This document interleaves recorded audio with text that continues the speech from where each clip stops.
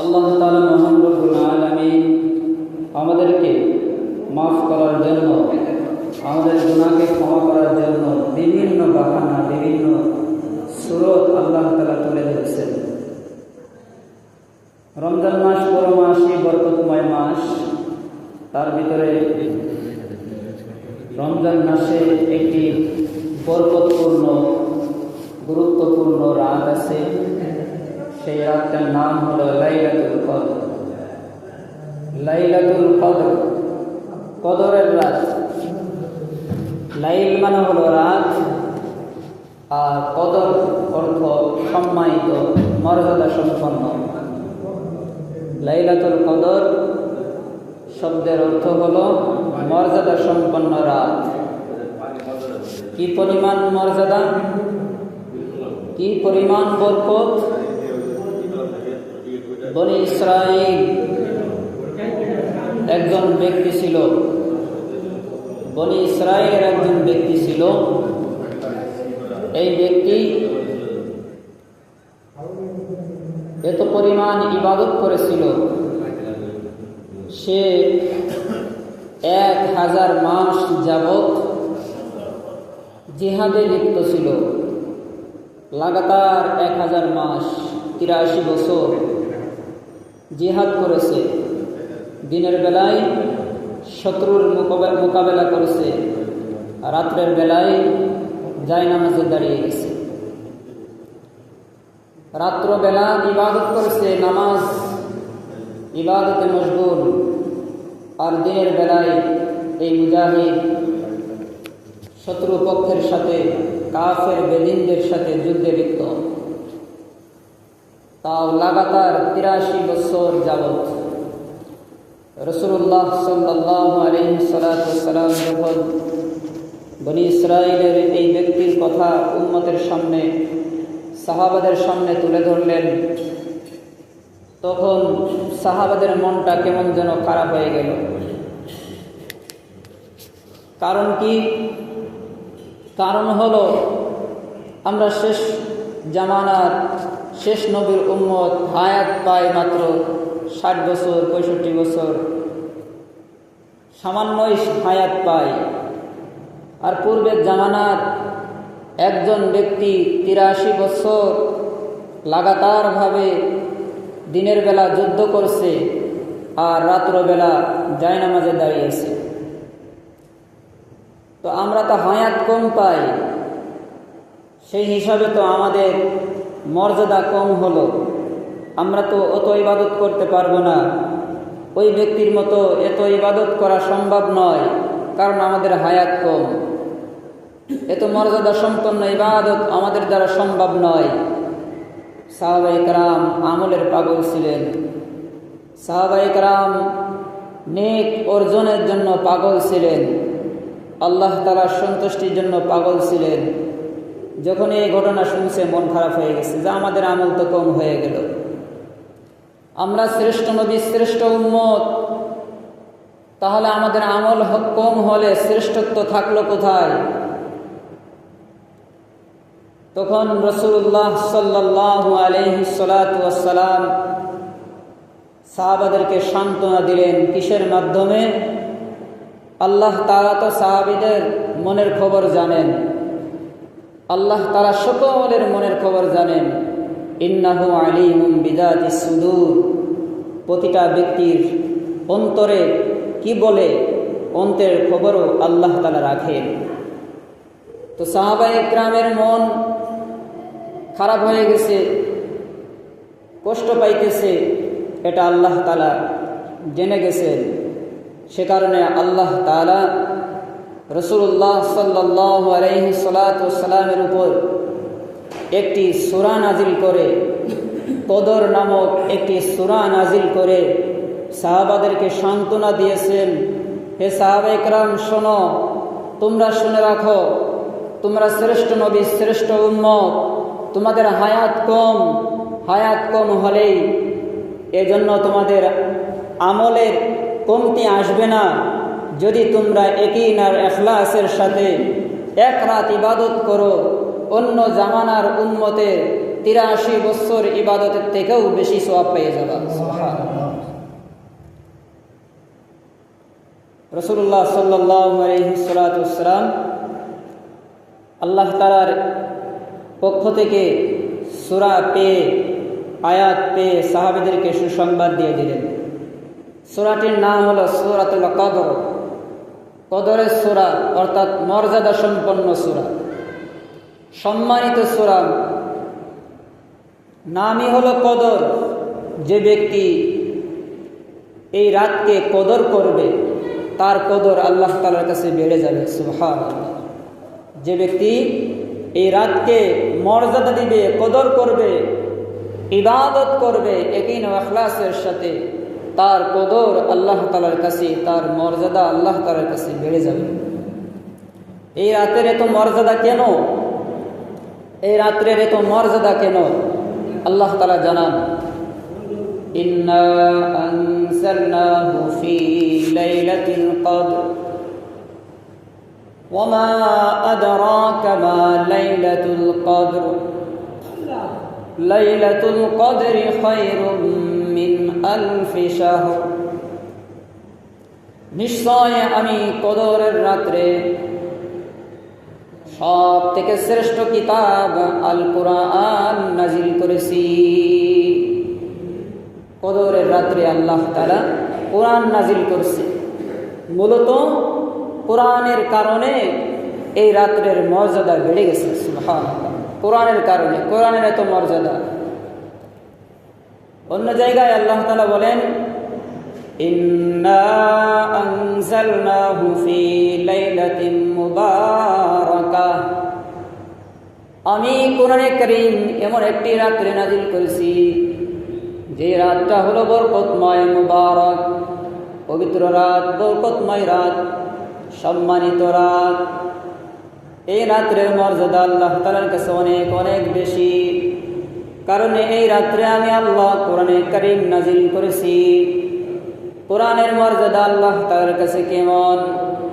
আল্লাহ তাআলা তার প্রিয় নবী সাল্লাল্লাহু আলাইহি ওয়াসাল্লাম জানান, আল কুরআন আহাব্বু ইলাল্লাহ মা ফিস সামাওয়াতি ওয়া মান ফিল আরদ। আল্লাহ তাআলার কাছে দুনিয়ার ভিতরে যত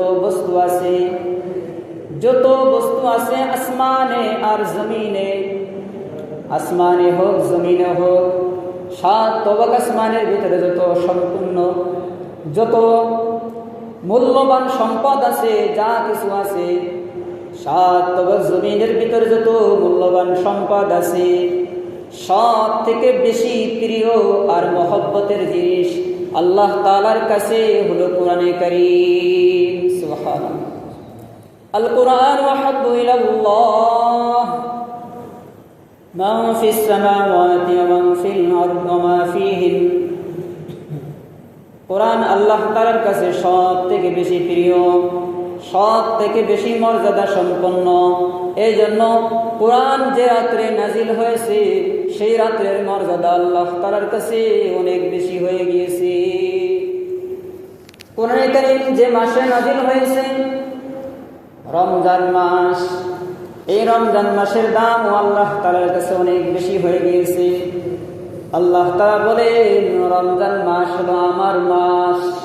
আল্লাহর সাথে সম্পৃক্ত করেছেন, নিজের বলে ঘোষণা করেছেন। কোরআনে কারীম যেমন আল্লাহর কিতাব, কোরআনে কারীম যে মাসে নাজিল হয়েছে এই মাসটা হলো আল্লাহর মাস। এই মাসের মর্যাদা আল্লাহ তাআলার কাছে বেড়ে গেছে। কোরআনে কারীম যেই নবীর উপর নাজিল হয়েছে সেই নবীর মর্যাদা সব থেকে বেশি। খাতামুল আম্বিয়া, সাইয়্যিদুল মুরসালিন, ইমামুল আম্বিয়া, নবীদের নবী, নবীদের সরদার। দুনিয়ার ভিতরে যত মাখলুক আছে, যত মানব আছে, যত দানব আছে, সব থেকে শ্রেষ্ঠ মর্যাদা সম্পন্ন আল্লাহ তাআলার পরে যার মর্যাদা, তিনি হলেন আমাদের নবী, প্রিয় নবী মুহাম্মদ রাসূলুল্লাহ সাল্লাল্লাহু আলাইহি ওয়াসাল্লাম।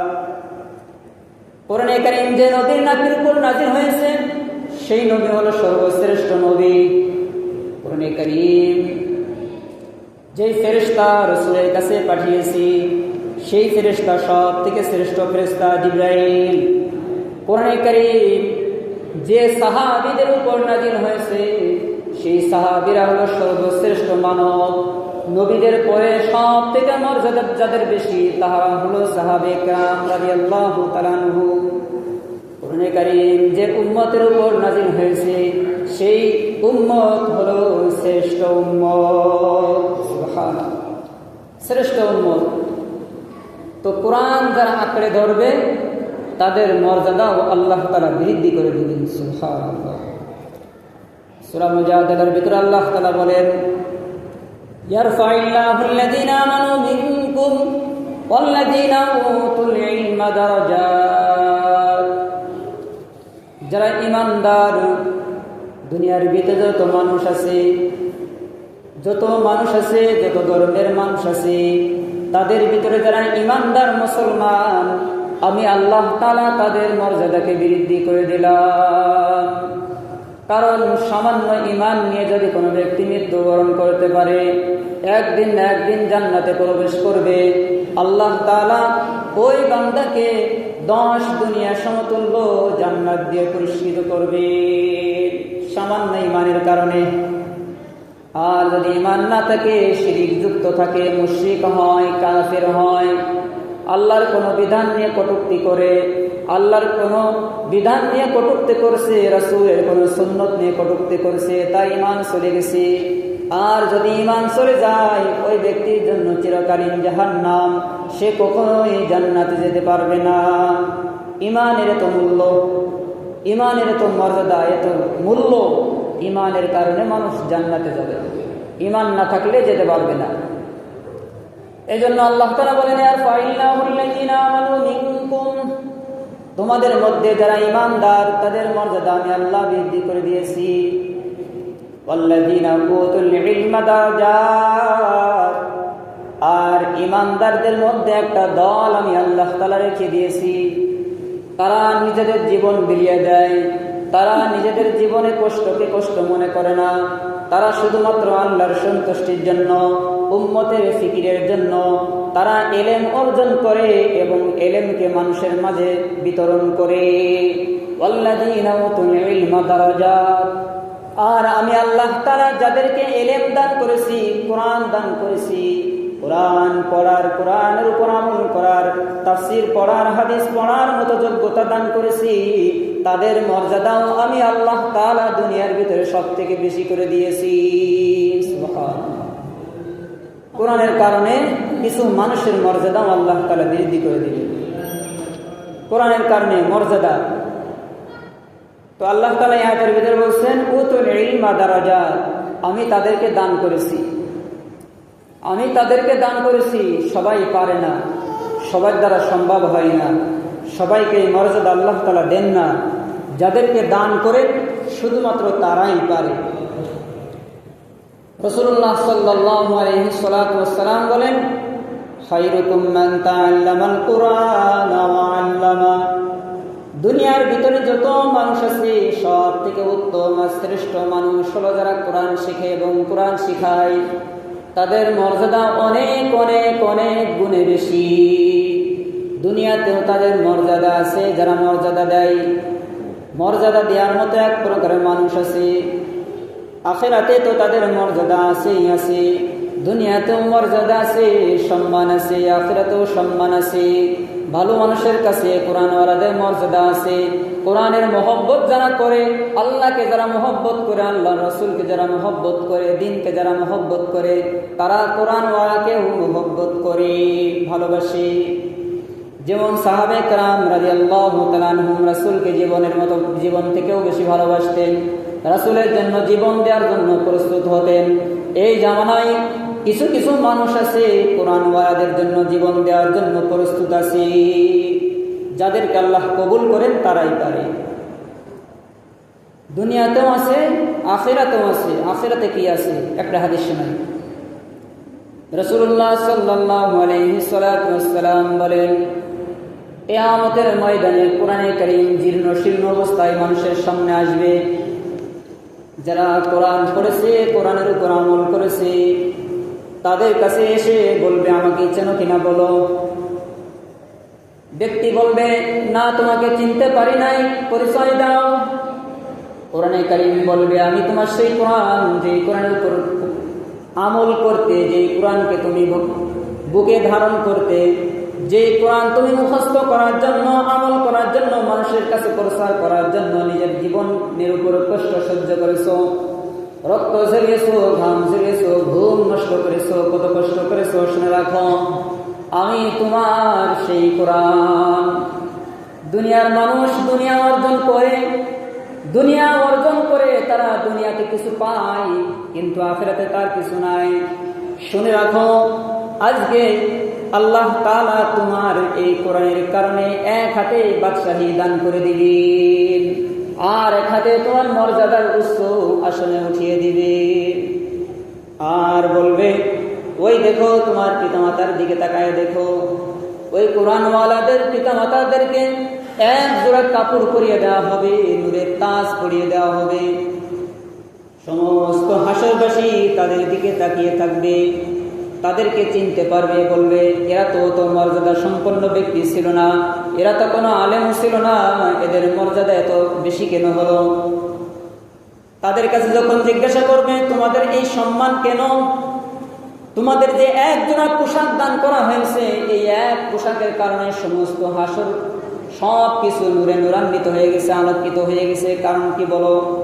তখন তারা বলবে, আমরা আল্লাহ তাআলার দেওয়া সম্পদ, আল্লাহ তাআলার দেওয়া যে উত্তম একটা সম্পদ আছে সন্তান, এই সন্তানও একটা সম্পদ, এই সম্পদকে আমরা আল্লাহ তাআলার কালাম শিখিয়েছি, কোরআনের পথে চালানোর জন্য চেষ্টা করিয়েছি, নামাজ শিখিয়েছি, কোরআন শিখিয়েছি। আল্লাহ তাআলা সন্তানদের ওই কোরআন শেখানোর কারণে আমাদেরকে এই মর্যাদা নাসিনী উদ্দিন করেছে। শুধু তাই নয়, আর কোরআনওয়ালাদেরকে বলা হবে, দুনিয়াতে যেভাবে সুন্দর লাহনে, সুন্দর করে তাসবিহের সাথে সুন্দর করে তেলাওয়াত করতে, আজকে পড়ো আর চলো, পড়ো আর চলো, ইকরা ওয়ারতাকি ওয়ারাতিল কামা কুনতা তুরাতিলু ফিদ দুনিয়া, পড়ো আর পড়ো আর চড়ো, পড়ো আর চড়ো, যেখানে যে তোমার পড়া শেষ হবে সেইখানে তোমার আসন হয়ে যাবে। সুবহানাল্লাহ। কোরআনের মর্যাদা, কোরআনের মর্যাদা, কোরআনের আর একটা মর্যাদা হাদিস শোনায়। রাসূলুল্লাহ সাল্লাল্লাহু আলাইহি ওয়াসাল্লাম বলেন, যে চামড়ার মধ্যে কোরআনে কারীম আছে, এই চামড়াটা যদি আগুনের মধ্যে ফেলে দেওয়া হয়, আগুনের ক্ষমতা নাই ওই কোরআনওয়ালা চামড়াকে জ্বালিয়ে দিবে। যেই চামড়ার মধ্যে কোরআন আছে, এই চামড়াটা যদি আগুনের মধ্যে ফেলে দেওয়া হয়, ওই আগুনের ক্ষমতা নাই কোরআনওয়ালা চামড়াকে জ্বালিয়ে দিবে। মুহাদ্দিসুন ইকরাম হাদিসের ব্যাখ্যা করেছেন যে যে ব্যক্তি কোরআনকে নিজের পক্ষে ধারণ করছে, কোরআন হিফজ করছে, কোরআন অনুযায়ী আমল করছে, এই ব্যক্তিকে যদি কোনো কারণে ভুল ত্রুটির কারণে জাহান্নামের মধ্যে ফেলে দেওয়া হয়, আল্লাহর জাহান্নামের ক্ষমতা নাই ওই কোরআনওয়ালা ব্যক্তিকে জ্বালিয়ে দিবে। সুবহানাল্লাহ। এর থেকে সুসংবাদ আর কি হতে পারে? এর থেকে মর্যাদা আর কি হতে পারে? আমরা তো চাই যে আমাদের সন্তানরা জাহান্নামের আগুনে না যাক, সকলেই চাই আমার সন্তানের দুনিয়াতেও যেন কোনো বিপদ না হয়, আখিরাতেও যেন কোনো বিপদ না হয়। এটা আমরা নিজেরাও নিজেদের জন্যও চাই, সন্তানদের জন্যও চাই। কিন্তু আল্লাহর রাসূল যিনি সত্যবাদী, যার কথাকে বেদিনরা বিশ্বাস করেছে, যার কথাকে কাফেররা বিশ্বাস করেছে, বেধর্মীরা বিশ্বাস করেছে, আমরা মুসলমান হয়ে আমরা রাসূলের কথাকে অতটা গুরুত্ব দেই না। আমরা রাসূলের কথাকে যদি এইভাবে গুরুত্ব দিতাম, বিশ্বাস করতাম, মেনে নিতাম, তাহলে বুড়ো বয়সে হলেও আমরা কোরআন মুখস্থ করার জন্য চেষ্টা করতাম, আমরা সন্তানদেরকে কোরআন পড়ানোর জন্য, কোরআন মুখস্থ করানোর জন্য চেষ্টা করতাম। আল্লাহ তাআলা আমাদেরকে তৌফিক দান করেন, আমাদের সন্তানদেরকে কোরআনওয়ালা বানিয়ে আল্লাহর সামনে পেশ করার মতো তৌফিক দান করেন। তো বলছিলাম, কদর বেড়ে গেল কেন? কোরআনের কারণে। এই রাত্রে কোরআনে কারীম নাজিল হয়েছে, কোরআনে কারীম নাজিল হওয়ার কারণে এই রাত্রে দাম বেড়ে গেছে। যারা কোরআনের সাথে লাগবে, যারা কোরআনের সাথে সম্পর্ক রাখবে, যারা কোরআন ওয়ালাদের সাথে সম্পর্ক রাখবে, তাদের মর্যাদা আল্লাহ তাআলা বৃদ্ধি করে দিবেন। যেমন ছোট্ট একটা গল্প শোনায়। আমাদের যে রেহাল কাঠগুলো আছে, একই কাঠ দিয়ে চেয়ার বানানো হয়, একই কাঠ দিয়ে টেবিল বানানো হয়, একই কাঠ দিয়ে জানলা দরজা বিভিন্ন জিনিস বানানো হয়, আবার একই কাঠ দিয়ে কিন্তু রিহাল কাঠ বানানো হয়, কোরআনের জন্য বানানো হয়। যে কাঠগুলো অন্যান্য কাঠ যখন পচে যায় তখন ওই কাঠগুলো আগুনের ভিতরে দেওয়া হয়, পাড়ায় পার নিচে দিই, আমরা কোনো দ্বিধাবোধ করি না।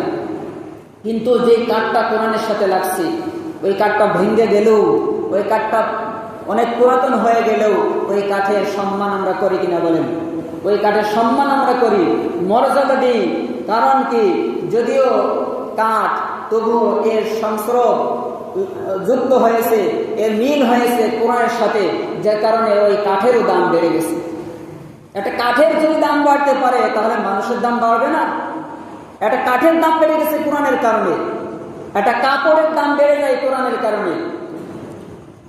আমাদের অনেকের বাড়িতে কোরআনে কারীম থাকে, কোরআনগুলো আমরা যে পেঁচিয়ে রাখি, একটা কাপড় দিয়ে পেঁচিয়ে রাখি, ওই কাপড়টা যদিও পুরাতন হয়, পুরাতন লুঙ্গি, পুরাতন শাড়ির আঁচল, বিভিন্ন জিনিস দিয়ে আমরা পেঁচিয়ে রাখি, কিন্তু আমরা শরীরে আমরা যে কাপড়গুলো গায়ে দিই, জামা, যে কোনো জিনিস, এইগুলো নতুন পরিষ্কার পরিচ্ছন্ন হতে হয়।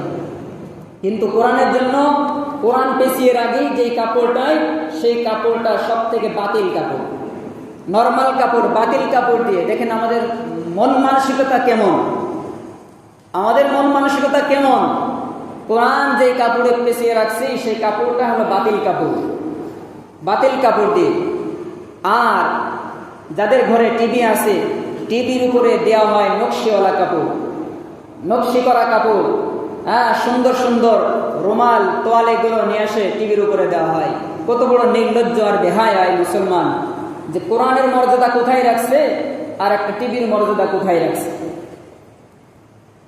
এরপরেও যখন কোরআনের সাথে যেই নর্মাল কাপড়টা লাগছে, ওই কাপড়টা যদি কোনো ক্রমে হাত থেকে পড়ে যায়, নিচেই পড়ে যায়, ময়লা লেগে যায়, সাথে সাথে কাপড়টা উঠিয়ে ঝাড়া দিয়ে চুমু খেয়ে পরিষ্কার করে পরিচ্ছন্ন করে তারপরে আবার পেঁচিয়ে রাখা হয়। কিন্তু টিভির উপরে যে নতুন কাপড়টা, নকশিওয়ালা কাপড়টা রাখা হয়, ওই কাপড়টা কিন্তু এত সম্মান করা হয় না, চুমু খাওয়া হয় না, কিছুই করা হয় না, আবার একটা ঝাড়া দিয়েও করে রেখে দেওয়া হয়। এমনটাই তো। তো একটা দামি কাপড়, সেই কাপড়ের মর্যাদা নাই, কারণ সেটা খারাপ জিনিসের সাথে লাগছে। আর একটা নর্মাল কাপড়, একটা পুরাতন কাপড়, এই পুরাতন কাপড়টাও যখন কোরআনের সাথে লাগছে, এর মর্যাদা বেড়ে গেছে। সুবহানাল্লাহ। তো যে ব্যক্তি কোরআনের সাথে থাকবে, কোরআনের কাছে আসবে, কোরআন পড়বে, কোরআন অনুযায়ী নিজের জীবনকে পরিচালনা করবে, কোরআন ওয়ালাদেরকে সম্মান করবে, দুনিয়াতে এবং আখিরাতে উভয় জাহানে আল্লাহ তাআলা তাদের মর্যাদা বৃদ্ধি করে দিবেন। সুবহানাল্লাহ। কোরআনের কারণে কদরের কদর বেড়ে গেছে। ইন্না আনজালনাহু ফি লাইলাতিল কদর। হে রাসূল, আপনার উম্মত আর সাহাবীদেরকে সুসংবাদ দান করেন। আপনার সাহাবীদের মন খারাপ হয়ে গেছে, আমি বুঝতে পারছি। আপনার রাসূল আপনার সাহাবীদেরকে এই সংবাদ দেন যে তাদেরকে আমি একটা কদরের রাত দান করেছি, একটা সম্মানিত রাত দান করেছি। রাসূলুল্লাহ সাল্লাল্লাহু আলাইহি ওয়াসাল্লাম আগে কখনো এই ঘটনা শোনেন নাই, কদর সম্পর্কে কখনো শোনেন নাই। আল্লাহ তাআলা রাসূলকে বেশি মনোযোগী করার জন্য আবার নিজেই প্রশ্ন করতেছেন, ওমা আদরাকা মা লাইলাতুল কদর। হে রাসূল, কদর সম্পর্কে কি আপনার জানা আছে? কদর কি জানেন? অবশ্যই আপনার জানা নাই, তবে মনোযোগ দেন। আপনার জানা নাই, মনোযোগী হন, মনোযোগ দেন। আমি বলতেছি, আমি আল্লাহ বলতেছি। আল্লাহ তাআলা বলতেছেন, ওমা আদরাকা মা লাইলাতুল কদর। আপনার কি কদর সম্পর্কে জানা আছে? অনেক সময় আমরা মনোযোগী করার জন্য বলি মনোযোগী হন, এই কথাটা কি আপনার জানেন? না, তাহলে ভালো করে শোনেন, মন দিয়ে শোনেন। তো আল্লাহ তাআলা এইভাবে বলতেছেন, লাইলাতুল কদরি খায়রুম মিন আলফি শাহর। লাইলাতুল কদর এমন একটা রাত, যে রাতটা হলো 1000 মাসের থেকেও বেশি মর্যাদা সম্পন্ন, 1000 মাসের থেকেও বেশি উত্তম আর মর্যাদা সম্পন্ন। এই রাত্রে সন্ধ্যা থেকে নিয়ে শেষ রাত পর্যন্ত জিবরাইল আলাইহিস সালাতু ওয়াস সালাম আসমানের নিচে চলে আসে। আল্লাহ তাআলা যে সমস্ত বান্দারা ইবাদতে মশগুল থাকে তাদের সাথে মুসাফা করে, সুবহানাল্লাহ। তাদের জন্য মাগফিরাতের দোয়া করে, ক্ষমার জন্য তাদের জন্য দোয়া করে, আল্লাহ এই ব্যক্তিকে আপনি ক্ষমা করে দেন, এই ব্যক্তিকে আপনি ক্ষমা করে দেন, এই ব্যক্তিকে আপনি ক্ষমা করে দেন। যেখানে জিবরাইল আলাইহিস সালাতু ওয়াস সালাম এবং রহমতের একদল ফেরেশতা দোয়া করবে, তার দোয়া কবুল হবে না? হবে না? অবশ্যই কবুল হবে। এই রাত্রে সম্পর্কে রাসূলুল্লাহ সাল্লাল্লাহু আলাইহি ওয়াসাল্লাম বলেন, মান কামা লাইলাতুল কদর ঈমানান ওয়া ইহতিসাবান গুফিরা লাহু মা তাকদ্দামা মিন যামবিহি। যে আল্লাহর বান্দা বান্দি লাইলাতুল কদরের রাত্রে, এই রাত্রে ইবাদতে মশগুল থাকবে, দাঁড়িয়ে দাঁড়িয়ে নামাজ আদায় করবে, কোরআন তেলাওয়াত করবে, জিকির আজকার করবে, ইবাদতের ভিতরে মশগুল থাকবে, তার যদি ঈমান থাকে আর এই ইবাদতটা যদি মানুষ দেখানো না হয়, ইখলাসের সাথে হয়, আল্লাহর সন্তুষ্টির জন্য হয়, গুফিরা লাহু মা তাকদ্দামা মিন যামবিহি।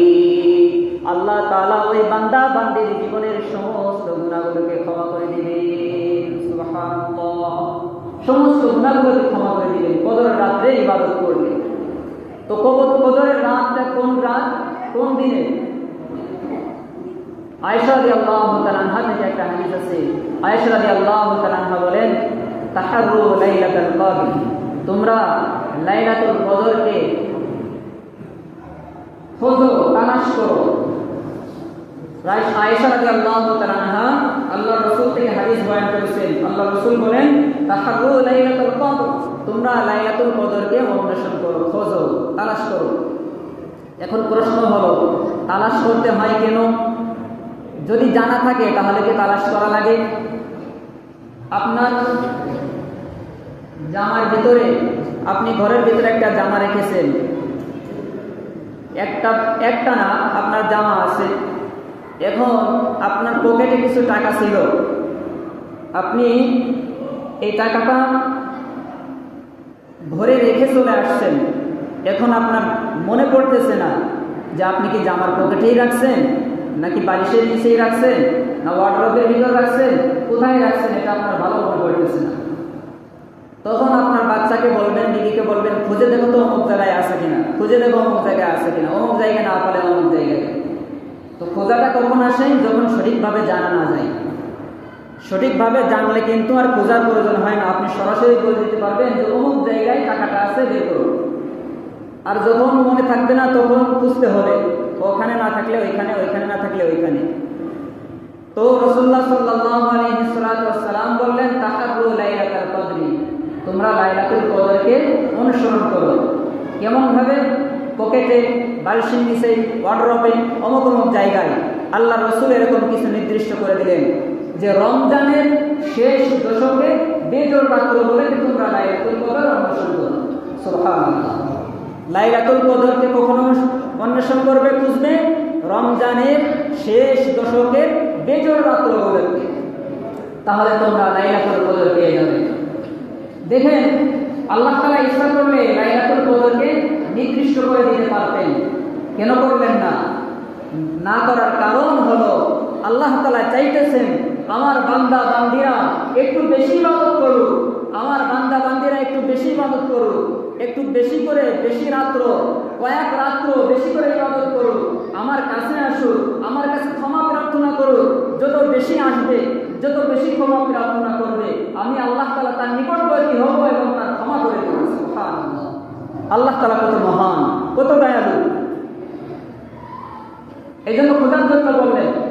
তো আমরা 21, 23, 25, 27, 29 এই সমস্ত রাত্রগুলোকে আমরা লাইলাতুল কদর অন্বেষণ করব, বেশি বেশি ইবাদত করব। নির্দিষ্ট একটা রাত্রকে আমরা নির্দিষ্ট করে নিব না যে অমুক রাত্রেই হবে, না। আল্লাহ রাসূল বলেছেন, খোঁজো, লাইলাতুল কদরকে খোঁজো, রমজানের শেষ দশকের বেজর রাতগুলোকে। আল্লাহ তাআলা আমাদেরকে খুঁজে খুঁজে বেশি বেশি ইবাদত করার তৌফিক দান করেন। দেখেন আমরা লাইলাতুল কদর যেন পেয়ে যাই, এই জন্য আমাদের উপর আরেকটা সুন্দর সুন্নতে মুআক্কাদা নামক একটি বিধান আল্লাহ রাসূল দান করেছেন, সেটা কি ইতিকাফ। আল্লাহ তাআলা কোরআনে কারীমের ভিতরে বলেছেন যে তোমরা ইতিকাফ করো, তোমরা ইতিকাফ করো। কখন করবে? রাসূলুল্লাহ সাল্লাল্লাহু আলাইহি ওয়াসাল্লামের জীবনে আমরা পাই রাসূলুল্লাহ সাল্লাল্লাহু আলাইহি ওয়াসাল্লাম প্রত্যেক রমজানের শেষ দশকে ইতিকাফ করতেন। প্রত্যেক রমজানের শেষ দশকে ইতিকাফ করতেন। যেই বছর আল্লাহ রাসূল মারা যাবেন সেই বছর 20 দিন করছেন। রমজানের শেষে আল্লাহ রাসূল বেশি বেশি ইবাদত কোমর বাঁধতেন এবং পরিবারদেরকে রাত্রে জাগিয়ে দিতেন যে এই রাত্রগুলো বেশি বেশি ইবাদত করো, এই রাত্রগুলো বেশি বেশি ইবাদত করো। এই জন্য আমরা বেশি বেশি ইবাদত করব, আমরা ইতিকাফ করার জন্য চেষ্টা করব। পুরুষরা আমরা মসজিদে এসে ইতিকাফ করব যাদের বয়স হয়েছে, আর মহিলারা যদি পারি তাহলে আমাদের ঘরের কোণে যেখানে নামাজের স্থান, মা বোনদের যেখানে ঘরের কোণায় যেখানে কেউ যায় না, একটু শাড়ি দিয়ে বা বিভিন্ন দিয়ে একত্রিত নির্জন করে যদি আপনি সেখানে ইতিকাফ করতে পারেন তাহলে আপনার সওয়াব হবে, আপনি সওয়াব পাবেন। মনোযোগী আল্লাহ তাআলার দিকে মনোনিবেশন করা, একনিষ্ঠ হয়ে একদম আল্লাহ তাআলার দিকে মনোযোগী হওয়া।